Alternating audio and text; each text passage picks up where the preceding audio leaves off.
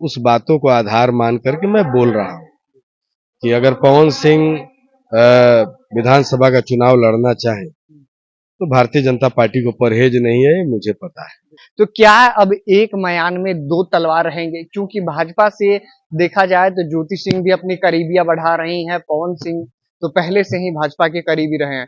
तो क्या एक मयान में अब दो तलवारें निकलेंगी? देखिए, मैं एक बात बताता हूँ, भारतीय जनता पार्टी बहुत ही मजबूत पार्टी है, विशाल पार्टी है और अपने एक संविधान के अनुसार चलती है। मुझे नहीं लगता है कि पति पत्नी दोनों को एक साथ टिकट देगी, लेकिन कोई एक आदमी, खासकर पवन सिंह को तो जरूर टिकट देगी।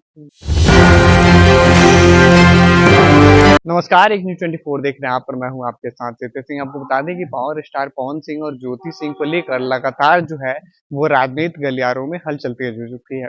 जहां ज्योति सिंह एक और सक्रिय दिख रही है, तो वहीं दूसरी ओर पवन सिंह भी अब सक्रिय दिख रहे हैं।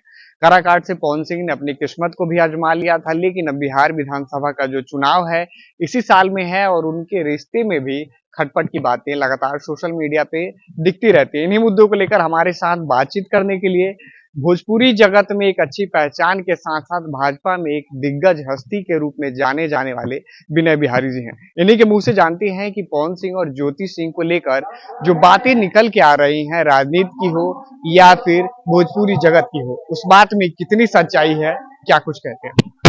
बहुत बहुत धन्यवाद। एक 24 न्यूज आपके माध्यम से जो लोग देख रहे हैं उन सभी को होली की हार्दिक शुभकामना है। और आपने जो प्रश्न छेड़ा है, अब कुछ ना कुछ तो जवाब तो देना पड़ेगा, लेकिन वैसे मैं बता दूं कि माता पिता हो चाहे अभिभावक हो, आज का जो जमाना है उस जमाने के हिसाब से किसी के व्यक्तिगत जीवन में बहुत गहराई में उतरने की जरूरत नहीं समझता हूँ, नहीं उतरना चाहिए। हाँ, इतना जरूर कहूंगा कि मैं उन दोनों बच्चों का अभिभावक हूँ। और जहां तक पवन सिंह की बात है, तो हजारों बार बात हुई है, उनकी इच्छा है भारतीय जनता पार्टी के साथ चुनाव लड़ने के लिए, और उसके तहत उन्होंने 2014 से भारतीय जनता पार्टी को आत्मसात किया, भारतीय जनता पार्टी के साथ रहे। किसी कारणवश टिकट मिल करके न मिली, वो अलग अलग बात है कि टिकट जो मिलने वाला है मिला, उसके बाद मेरा टिकट में वापिस हुआ, फिर वो अपनी माँ की बात मान करके फिर वो किसी की बात न सुने। मैंने भी मना किया था कि निर्दल न लड़िए, लेकिन चूंकि माँ का स्थान इतना ऊपर होता है कि उसके ऊपर कोई स्थान होता नहीं है। और जिन लोगों को पवन सिंह को रोकने के लिए लगाया गया था, मुझे लगता है कि वो लोग सफल नहीं हो पाए, नहीं तो पवन सिंह बैठ जाते। जहां तक अब विधानसभा का चुनाव है, तो देखिए, एक बार जब दिमाग में आ जाए कि मुझे चुनाव लड़ना है तो आदमी मानता नहीं है ना। और ज्योति की बात है, तो ज्योति ने काराकाट के चुनाव में पवन सिंह का बहुत मदद किया। एक पत्नी का जो धर्म होता है उसने अदा किया। अब पति पत्नी के बीच जो उथल पुथल है वो तो कोर्ट तक है, सबको मालूम है, सर्वविदित है। मुझे लगता है कि पब्लिक संपर्क में रहते रहते ज्योति का विचार हो गया होगा कि मुझे पवन सिंह का सहयोग प्राप्त होता है तो अच्छी बात है, नहीं होता है तो भी हम चुनाव लड़ेंगे, ऐसा उसने सोचा होगा। तो सक्रिय है। जहां तक पवन सिंह की बात करेंगे तो मुझे ये जरूर पता है कि पवन सिंह के दिल में जगह है भारतीय जनता पार्टी के लिए, और भारतीय जनता पार्टी से विमुख हुए नहीं है, और भारतीय जनता पार्टी भी उनके लिए दरवाजा खुला ही रखी है। जैसा मुझे शीर्ष नेतृत्व में जो लोगों से बातें होती हैं, उस बातों को आधार मान करके मैं बोल रहा हूँ कि अगर पवन सिंह विधानसभा का चुनाव लड़ना चाहे तो भारतीय जनता पार्टी को परहेज नहीं है, ये मुझे पता है। सवाल ये है कि कुछ ही दिन पहले की बात की जाए तो ज्योति सिंह ने नीतीश कुमार और पीएम मोदी की जमकर सराहना की थी।